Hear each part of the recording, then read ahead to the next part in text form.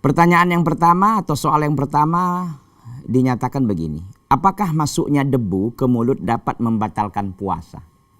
Para ulama menjelaskan bahwa hal ini tidaklah membatalkan puasa. Kenapa? Yang pertama, dia kan hanya ke mulut begitu kan. Bukan ke rongga, bukan ke tenggorokan, bukan ke lambung. Dia hanya di mulut ya. Yang kedua, debu itu kan bukan berupa makanan dan minuman kan. Dia tidak semakna juga dengan makanan dan minuman.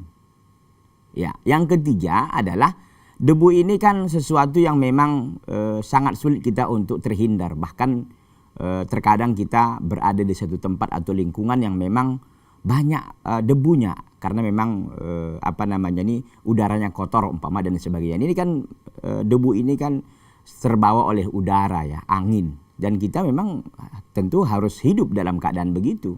Karena kita butuhkan udara, butuh oksigen begitu. Sehingga ini tidaklah membatalkan ibadah puasa seseorang ketika terhirup atau menghirup debu yang masuk ke dalam mulutnya.